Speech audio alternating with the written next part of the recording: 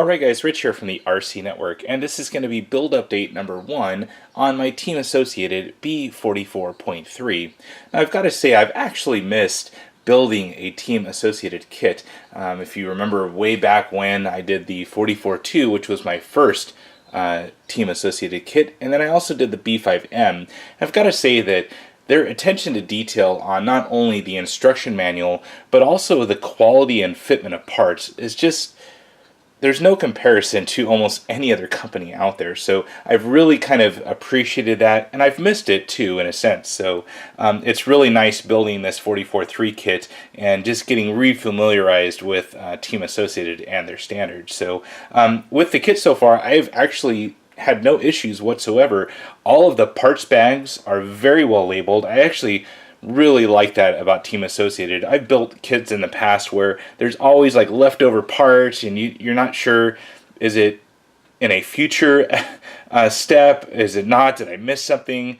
And everything's really clearly labeled and clearly detailed in the actual owner's manual. So you'll see here that there's just basically bag A, AA, open that bag up and you start building until it says to open bag B. So really well labeled, and everything gives you kind of a 1-to-1 ratio of what the part actually is. So really nice.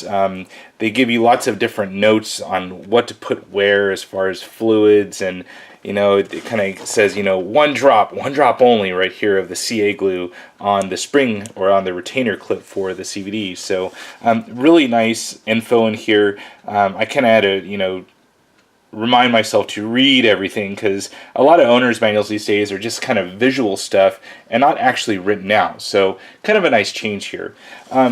Now, what you guys may not know is some of the new revisions that Team Associated made to the 44.3 kit.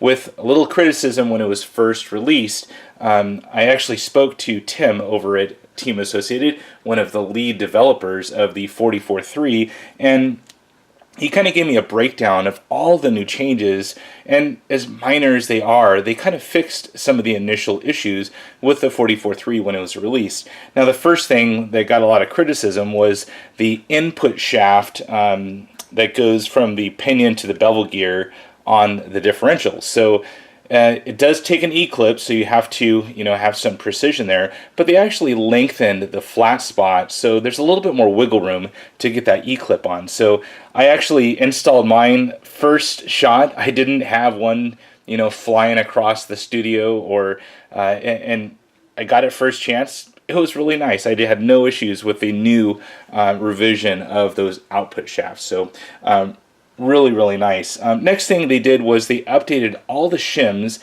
on the differentials. Now, these differentials do take quite a few different shims, so keep that in mind when you are building your kit. But there is a new updated version. It's actually this guy right here, 9957. I'll have a link to that in the video description down below, but it basically has updated shims to clear the bearing when you're putting it onto the outer cups. So these things went on. These were actually included in my kit. I picked one up from Tim just so I could show it to you guys, and pretty much went on without an issue at all.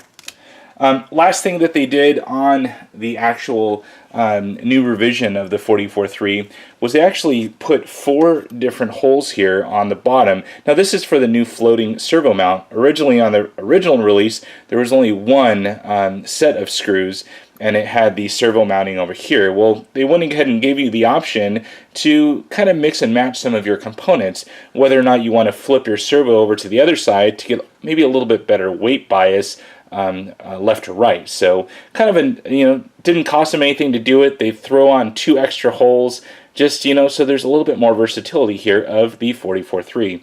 So you can see here, I'm going to try and bring it up a little bit closer here. Great build quality. I mean, everything's went together so nice. There's lots of times when you're building a kit that, especially up here when I started to put these 3 screws in, I was kind of wondering, am I going to be able to put these screws in here that go in from the front shock tower? And everything fit perfect. These things are all machined, and it just, the attention to detail and the build quality of this thing is just so awesome. The center diff now, that was the other revision. for the new 44.3 a little bit later on in its release was they actually increased the spacing for the center diff cup. So there's not going to be any more issues with the center diff leaking.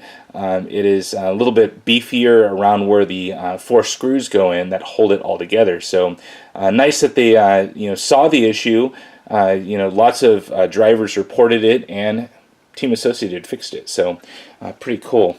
Kind of see here on the underside of the chassis, really nice chassis, anodized finish, and super nice. I went ahead and picked up a Team Associated chassis protector. It's just one of their universal ones that'll fit on here and just trim it to size. So can't wait to kind of get that on and get this thing going. So I got electronics going in next. Also starting to build the front and rear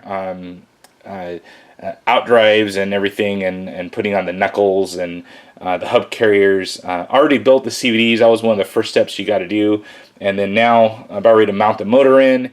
And then we're on to servo, ESC, building the shocks. I can't wait. So this kit's really gone together really nicely. I mean, it's just a very professionally done kit. So, well, that's it, guys. Hopefully you guys enjoyed this little update here of my 44.3. I can't wait to show you guys what electronics I'm going to run. That'll be in the next episode.